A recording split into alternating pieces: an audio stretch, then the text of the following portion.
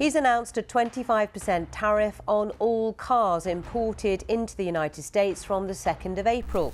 The auto industry just took a major roadblock, and it's shaking up everything from factory floors to local businesses. Stellantis and other giants are feeling the heat, and no one saw this coming. So, what's next for America's car makers? Will they survive, or is this the beginning of the end? April 2nd, 2025 threw a wrench into the entire auto industry when Donald Trump announced a fresh 25% tariff on all imported vehicles and auto parts. It wasn't just policy, it was a direct hit to the backbone of how modern cars are made. Companies like Stellantis were caught off guard. Their whole setup depends on a steady flow of parts and vehicles moving between the US, Canada, and Mexico. Within hours of the announcement, they had to act fast. Production in key Canadian and Mexican plants came to a stop, forcing immediate decisions that left thousands of workers in limbo. GM is laying off about 200 workers at its Factory Zero plant in Detroit, while Stellantis is pausing production at the Warren Truck Assembly plant, where about 1,000 workers will be off the job. These weren't distant problems. Factories in the US felt the shock right away. When parts don't cross borders, American lines can't run. Delays pile up, costs shoot through the roof, and suddenly, people don't have jobs to show up to. And this didn't impact one corner of the company. It sent a ripple through nearly every department, from assembly lines to suppliers to logistics teams trying to work around a situation no one planned for. The auto industry has always been global, but now that global setup is under pressure. The new tariffs didn't come with a grace period or time to adjust. They landed hard and fast, and companies had to scramble. The shutdowns in Canada and Mexico weren't about politics. They were about math. When parts jump 25% in cost overnight, something has to give. And right now, it's workers and production that's paying the price. Michigan and Indiana are no strangers to tough times in the auto world, but what's happening now feels different. In Michigan, Stellantis made a sharp move, halting production at its Warren Truck Assembly plant. That decision meant around 1,000 workers were told not to come back to work, with no real idea of when or if they'll return. The plant has been a key site for Stellantis, and shutting it down this suddenly hits workers and their families very hard. In Indiana, things aren't looking much better. Plants that handle engines and transmissions are slowing down, and employees there are bracing for similar news. Meanwhile, General Motors has its own blow to deal with. At Factory Zero in Detroit, a site once pushed as the company's big leap into electric vehicles, about 200 workers were laid off. It's a strange twist, considering the plant was meant to lead GM into the future. Now, it's just another symbol of how unstable things have become. While these layoffs are being called temporary, workers aren't buying into that too easily. Many remember how temporary turned into permanent in past downturns. With bills piling up and no guarantees from the company, families are left waiting and hoping for clarity that hasn't come. For a region that's already been through more than its fair share of factory shutdowns and economic shocks, this latest wave feels like a step backward just when things were supposed to be moving forward. This crisis didn't just show up out of nowhere, it's been building for years. What we're seeing right now is the result of multiple issues finally crashing into each other. For decades, the American auto industry has relied on a fragile balance of global parts, thin profit margins, and just-in-time manufacturing. That system worked, until it didn't.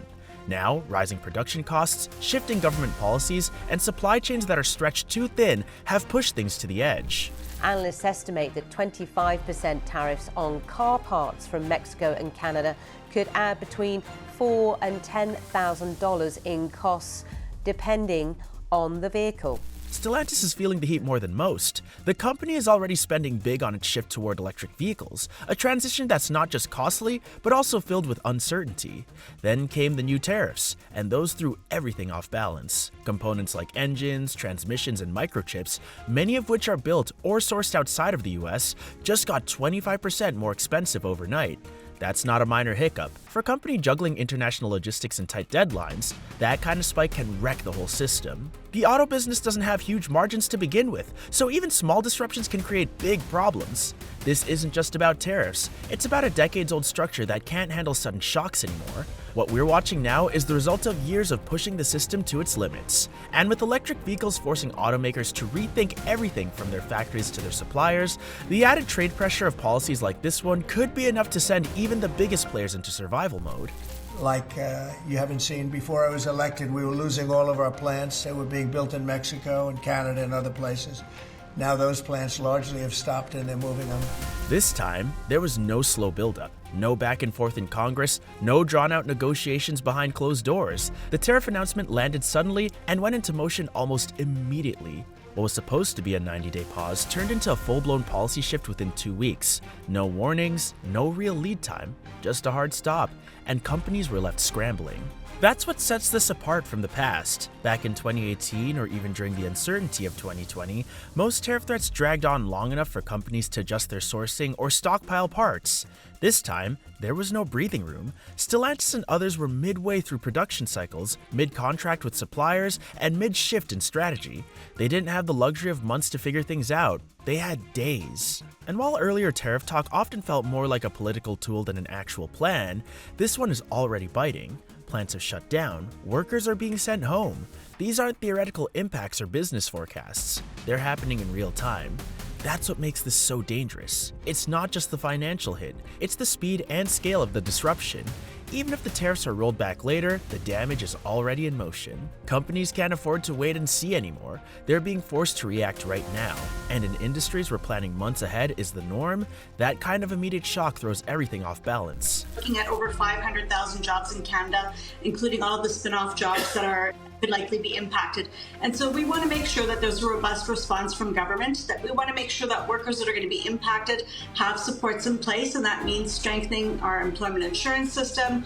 It means making sure that we have workers that can stay attached to those workplaces. This isn't just about factory doors closing, it's about towns grinding to a halt. In cities like Warren, Kokomo, and Windsor, auto plants aren't just big employers, they're the backbone of the entire local economy. So when production stops, it's not just assembly line workers who feel it. It hits everyone. Local diners that serve workers during lunch breaks see empty booths. Barbershops, grocery stores, and daycare centers start to lose regular customers. Homeowners get nervous as job insecurity spreads, and people start pulling back on spending. Even real estate listings slow down because no one's buying when the future feels uncertain. The hardest part? These towns don't get a say in any of it. Decisions are made in executive offices and political meetings far away. The families living paycheck to paycheck don't get advance notice or backup plan. They just wake up to bad news. And when a temporary shutdown starts stretching into weeks or months, hope starts running thin. These are places where one employer often supports a big part of the town. So when that employer hits pause, the entire community is left holding its breath, waiting, worrying, and wondering if things will ever go back to normal. Right now, Stellantis is being tight-lipped about the future of its iconic brands, calling the production pauses temporary adjustments.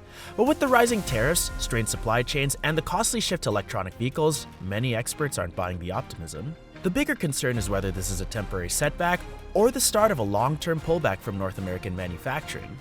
If the tariffs stay in place, Stellantis may face even harder decisions. Some insiders speculate that the company might focus on automation, moving more production overseas, or even discontinuing certain vehicle lines to stay competitive.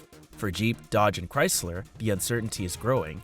These brands have long been symbols of American automotive strength, but the landscape is changing fast. If Stellantis shifts its strategy to adapt to the global market and rising costs, it could mean fewer jobs in the US, fewer vehicles made here, and possibly a change in the products we've come to know and love. The next few months could be crucial for these brands as they navigate these turbulent waters.